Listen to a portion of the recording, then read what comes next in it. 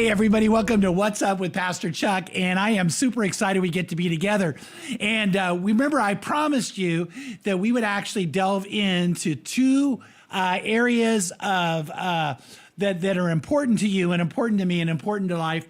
And we're going to talk about leadership and relationships. So we're going to start leadership today, and I want to dig into that.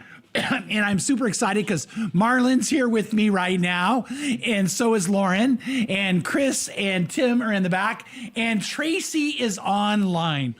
She had to do this all online right now, so she's online with us. But I want you to think about this with me. Ready?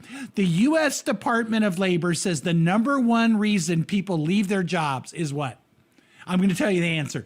But the U.S. Department of Labor, what is the number one reason people leave their jobs? And the answer is this: they don't feel appreciated. They don't feel appreciated. How about this? 65% of Americans say they received no recognition in the workplace in the last 2 years. In 2-year period of time, 65% of Americans say, I was never shown any appreciation. How about this? When they ask managers why people leave their jobs, the 88% of them believe that money is the reason they leave their job. But the studies show that only 12% leave their jobs over money. 88% leave because of job satisfaction, which primarily comes down to, do they feel appreciated? Marlon, I appreciate you. And Lauren, I appreciate you. And Tracy, wherever you are out there in the virtual world, appreciate it. By the way, did you guys catch that's kind of a test of how I am as your boss? Like, do you feel appreciated? Do you feel loved? Chris is in the back. We don't know what he's thinking. Tim Adams too. But you know what? As I was getting ready for this, I had to kind of look in the mirror and go, how do I do when it comes to that? When I really, really show that I care about the people that work for me, and I care that actually serve the Lord here at the church with me more than work for me. And do I show them appreciation? Do I show them value? Because in the end, that's what people want more than money. Now, we still need to pay a good wage, and you need to earn a good wage. But the reality is, when it comes down to leadership, leaders need to make sure the people they're leading know they're valued, and they know it. Not just you say it to them. Like, I probably say that to you guys, but do you feel it would be the question. Do you really feel valued? And do the other people that you work with on staff feel that way too? So get ready. You can't talk about leadership, and I would know this. And all the people that work at here with me have to probably go, wait, is Chuck living this out? So you know what? This is kind of like a come to Jesus moment, which, by the way, it really is a come to Jesus moment, because Jesus is the greatest leader who ever lived. And so as we begin to spend a couple weeks, 3 weeks, 4 weeks talking about leadership, I want to really focus on Jesus. Now, if you're tempted to think, okay, this podcast is not for me, that's not true. Some way, in some shape, in some form, you probably are leading somebody. Now, my dream is to help everybody go to the highest level of potential they have, to fulfill the greatest calling God has for them. And by the way, I'm not just saying this, I really see in Lauren a lot of really sharp leadership ability. I see in Marlon a lot of ability to lead in great ways. Chris already is, I think, would you guys agree Chris is a great leader? Like, he's come in and transformed this place in the way he leads. Tim Adams, people love working with him and for him. And so we have a church staff and a church leadership culture where we want everybody to experience what God's greatest calling is in their life, which means they rise to the highest level of influence they possibly can. If you're a parent, you're supposed to be a leader. If you're a husband, then your wife's the leader. No, I'm kidding. Okay, maybe too soon. Okay. But the idea is that we would learn from Jesus the way to lead. And here's what Jesus said about that. In Matthew 20, verses 25 to 28, this is, to me, always the starting point of great leadership. So where is that starting point found? In Matthew 20, verse 25, Jesus called them, the people he was leading, to himself and said, "You know the rulers of the Gentiles lord it over them. He said, you know that's true. You know that in the Roman culture we live in, the Roman society that has affected us, that the reality is this: they lord it over people. In other words, if they have a position of authority, they use that position to actually boss people around. That's what Jesus is saying. And by the way, I want to say this. I believe a great leader never bosses anybody around. I believe a great boss doesn't boss anybody around. And I think that's what Jesus is saying. Now, in fact, I'm not going to mitigate. Jesus is clearly saying that's the case here. You don't boss people around. You don't lord it over them. You don't exercise that kind of authority. You have to have a better way of doing authority. And Jesus said their great men exercise authority over them. And he goes, but it is not that way among you. But whoever wishes to become great among you shall be your servant. Who wishes to be first among you shall be your slave. Just as the Son of Man did not come to be served, but to serve, and to give his life as a ransom for many. So Jesus is saying servant leaders are the leaders who lead best. By the way, I don't want you to miss that. Someone who's a servant leader is the one who leads best. And so we want to learn from Jesus. He said, you know what? We don't lord it over people. As a matter of fact, I believe this with all my heart. A great leader empowers people to be able to lead and make influence, do things of influence. One of the things I always hope that I do and we do here is that we equip people, empower people, and energize people to do great things in their life. So, and we try to do that in all ages and all grades. So my son, Tim, when he was leading our children's ministry, he actually took 5th and 6th graders and he equipped them, empowered them, and energized them to go out and lead others by serving them. And you know what's so weird? He did that years ago here at Crossroads. And to this day, I bump into people, most of whom now have graduated from college, that say the most influential leader in my life was your son, Tim, because and they don't always use those same words, but they talk about it, that Tim equipped them to do great leadership. Then he empowered them to do great leadership, and he energized them to do great leadership. And he did that with 5th graders and 6th graders who, by the way, did do amazing things then and are doing them now. And so we want to be people who do that all the time. So great leaders don't lord it over people. Jesus, when he was leading, he took the 12 and he equipped them, then he empowered them, and then he sent them out to do great leadership. Then they came back and he debriefed with them how they did, and then he caused their leadership level to rise. Then Jesus took that same principle of leadership that he applied to the 12, and he applied it to the 70. And he sent them out in twos. And what did he do? He appointed them. He organized them. He sent them out in pairs. And then he sent them to specific cities and places where they could make a difference. And Jesus said, when you do it the way I'm telling you to do it, the kingdom of God will come to that place. And so Jesus gave them incredible power to do great things, but he never lorded it over them. He served them as he did it. And so we want to be that kind of a person too. When I think about the 12 that Jesus raised up to change the world, actually only 11, well, actually all 12 changed the world, because Judas betrayed Jesus. That caused him to die on the cross, which was world changing. Yeah, okay, never mind. All right, so Luke chapter 9, verse 1. And he called the 12 together and gave them power and authority. Let's stop there. Did you catch what Jesus did? He gave them power, he gave them authority. Probably nothing's more frustrating than to be given a job, but not be given the power or authority to do your job. So I want you to think about that again, because a lot of people I know who are very, very dissatisfied with where they work. They're called to do something, to enact something, to make something occur, but they're not given the authority to do it or the power to do it. And that is a horrible culture to live in. It's a horrible culture to work in.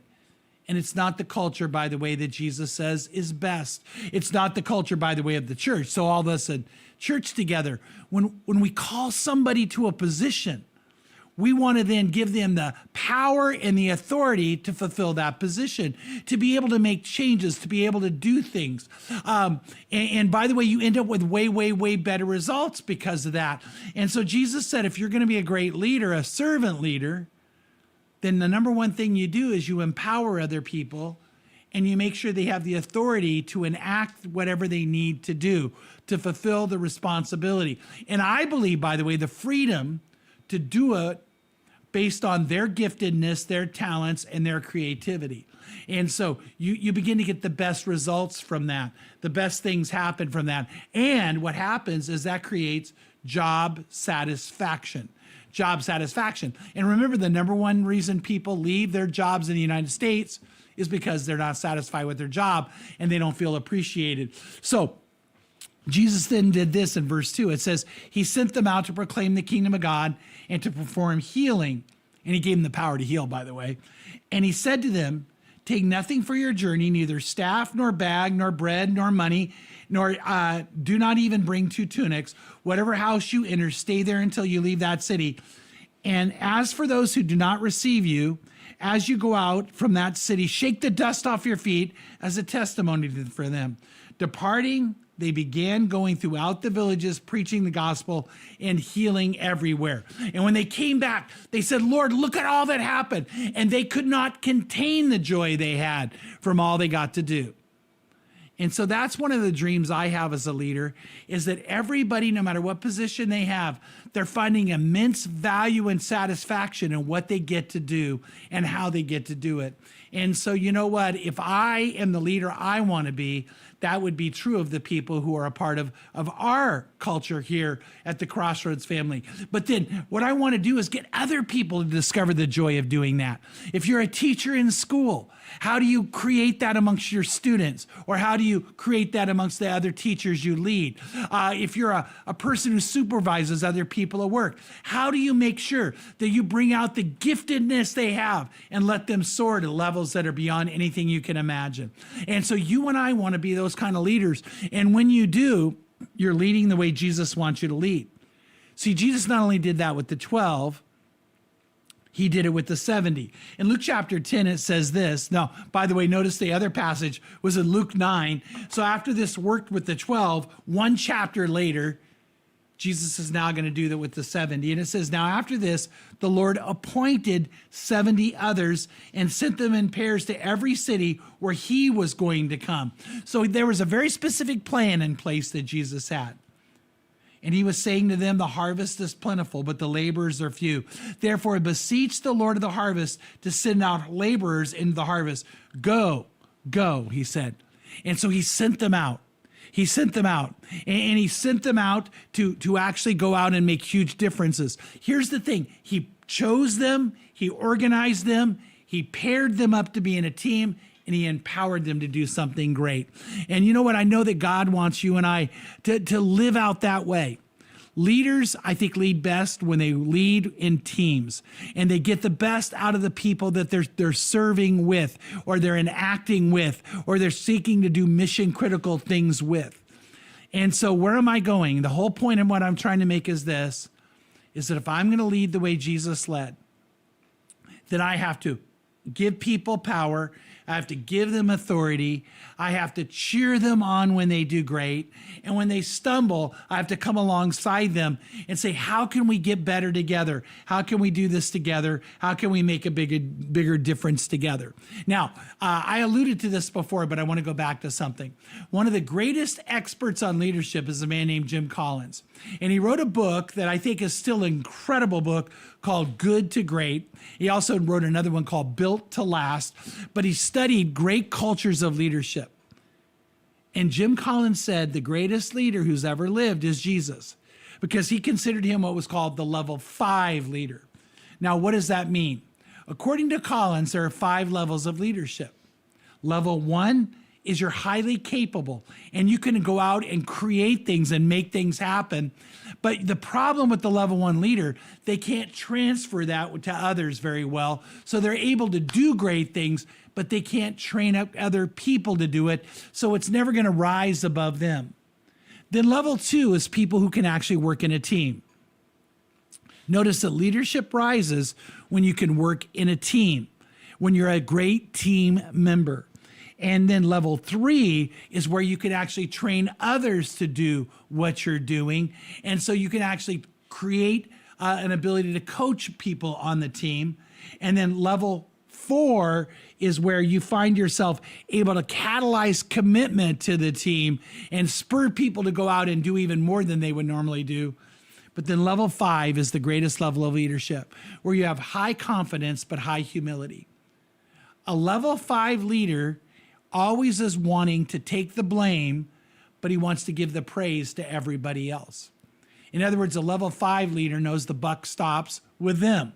And so when something goes wrong, they look at themselves. When I don't see somebody on our team performing well, if I'm going to be a level 5 leader, I've got to ask the question, what did I do wrong? Not what are they doing wrong? What did I not do to train them? What did I not do to equip them? What did I not do to make clear to them what needed to be accomplished? Where did I not give them all the resources they needed? Where did I come up short? And so in the end, a great leader starts by asking in a moment where things didn't go well, what could I have done better to help them do better? Not what did they do wrong? And then you begin to work together as a team to get it right. Now, on the other hand, according to Collins, if you're a level 5 leader, a Jesus-style leader, when things go great, then what I want to do is make sure everybody knows who it is that accomplished that, who it is that made it happen.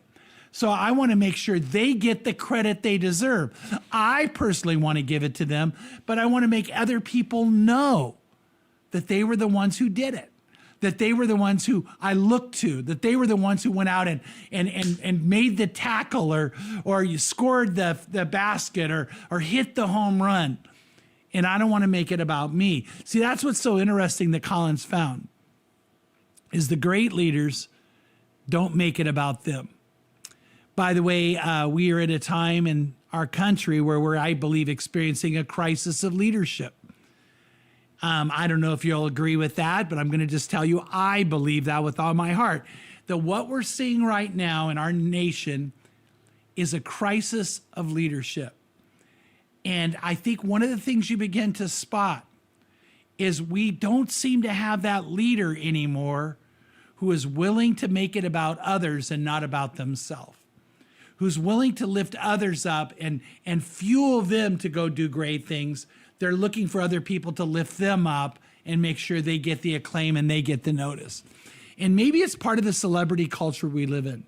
Maybe it's the part of the idea that we always want to make sure we look our best. But in the end, I think we're seeing what Jesus saw in the day of the Roman Empire. He said, you know what? The leaders all around you, they lord it over others. They boss people around. They tell other people what to do. But they're not the way we're supposed to lead, because the greatest among you is supposed to be a servant. So the greatest leader is a servant leader. And I think if we look at some of the greatest leaders of the past in our nation, we would probably say they were servant leaders. They were people who did it so that the rest of the country would aspire to greatness. George Washington, the first president of the United States, shocked everybody when he refused to run for a third term. By the way, let me say this. There's no way with his popularity he wouldn't have won a third term. But according to historians and those who study him, the reason Washington didn't run for a third term is he did not want to establish a legacy of him being a dictator or a monarch. He wanted to establish a democracy that allowed other people to rise up and lead. He was energetic enough. He was young enough. He was popular enough. But he said, I'm not going to make it about me. Now, all these years later, we actually don't have a monarchy. We don't have a dictatorship. We have a democracy. And there's a lot of other people that fed into that. But it's interesting. It started with our first president saying, I'm not going to make it about me. I'm not going to run for a third term. I'm going to lift other people up. I think that's kind of interesting. And I think that when you begin to understand leadership, you begin to understand that. Who is it that's shining out? Who is it that's doing better? Who is it that's being lifted up? Who is it that you're equipping, empowering, and energizing? Who's experiencing that from you? If you do that, you're going to give them appreciation and they're going to have high job satisfaction. And I believe with all my heart, then they'll live out and do the best in their lives. So that to me is the essence of the foundation of leadership. And so that's our first podcast on leadership. I hope it gets you excited. We're going to talk about more things about leadership. I do want to, and I think it's in a week or two, talk about what it means for women to be in leadership, especially in the church, but how we have women soar in their leadership ability and how men actually do better when we're all leading better together. So we'll be getting to that soon. So anyway, that's my podcast for today. That's the What's Up with Pastor Chuck for the moment. I hope you lead by serving others and you lead by empowering others. God bless you and have a great week.